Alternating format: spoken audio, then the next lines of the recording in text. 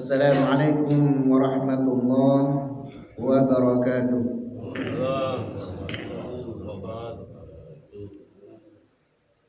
Alhamdulillah, alhamdulillahi rabbil alamin. Wa bihi nasta'inuhu ala umuri dunya waddin. Wa ashhadu an la ilaha illallah wahdahu la syarika lah. Wa ashhadu anna Muhammadan abduhu wa rasuluh. Allahumma salli ala Muhammad wa ala alihi wa sahbihi ajma'in. Amma ba'd. Jamaah salat subuh rahimakumullah. Hadis yang akan kita jelaskan pada kesempatan ini adalah hadis terakhir berkenaan dengan siwak. Hadis ini dibawakan oleh seorang sahabat yang bernama Abu Musa al-Ash'ari radhiyallahu anhu. Dia mengatakan, Ataitun Nabiyya sallallahu alaihi wasallam wa huwa yastaku bisiwakin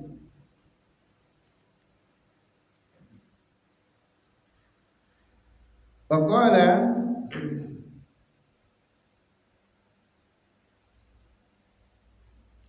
wa tarfuhu siwakihi ala lisanih wa huwa yaqul wasiwaku fi fihi ka'annahu yatahawwa. Kata Abu Musa al-Ash'ari radhiyallahu anhu, saya mendatangi Nabi sallallahu alaihi wasallam yang ketika itu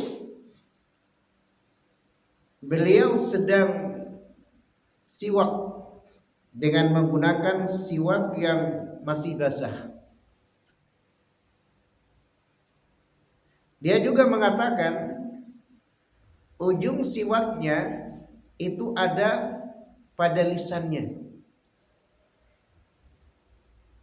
di mana dia mengatakan seperti mau muntah, dan siwak itu ada di mulut beliau seolah-olah beliau mau muntah. Jamaah sekalian rahimakumullah, sebelum kita memahami atau membahas isi daripada hadis ini, di sini saya akan sampaikan berkenaan dengan perawi hadis ini, yakni sahabat yang meriwayatkan hadis ini dari Nabi sallallahu alaihi wasallam. Beliau adalah Abu Musa al-Ash'ari radhiyallahu anhu, yang nama aslinya adalah Abdullah bin Qais al-Ash'ari. Beliau ini berasal dari Yaman, dan beliau meninggal di kota Basrah, Kufah. Bahkan di Kufah beliau ini diangkat jadi gubernur oleh Umar bin Khattab radhiyallahu anhu. Dan beliau meninggal pada tahun 42 Hijriah. Kapan dia masuk Islam? Beliau masuk Islam ketika Nabi sallallahu alaihi wasallam itu ada di Mekah. Ketika dia masuk Islam, dia kembali ke kaumnya, ke Yaman, dan mengislamkan lebih daripada 50 orang. Setelah itu dia berangkat lagi mau menemui Nabi sallallahu alaihi wasallam dengan membawa 2 kapal, tapi karena angin itu sangat kencang, mereka terhempas sampai ke Habasyah.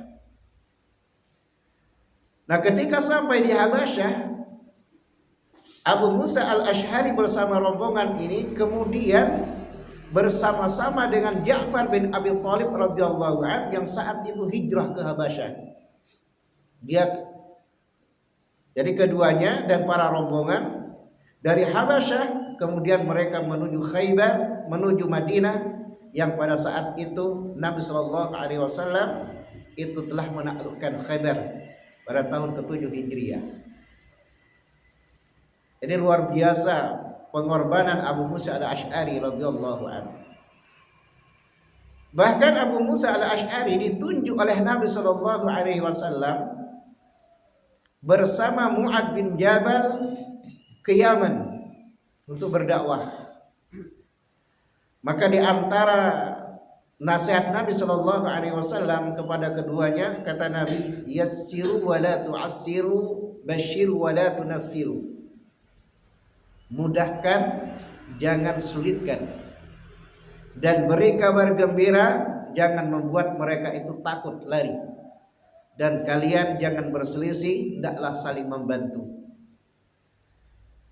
Nah, jamaah sekalian rahimakumullah, kemudian pada masa pemerintahan Ali bin Abi Thalib radhiyallahu anhu, Abu Musa al-Asy'ari ini diutus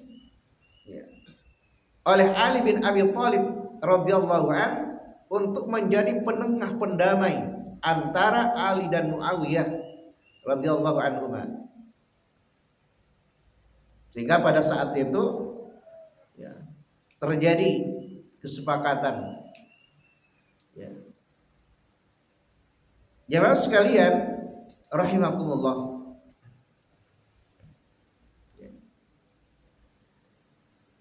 Abu Musa al-Asy'ari radhiyallahu anhu menyampaikan hadis ini kepada kita untuk memberitahukan kepada umat bagaimana cara Nabi Shallallahu Alaihi Wasallam bersiwak dan bagaimana kecintaan Nabi terhadap siwak.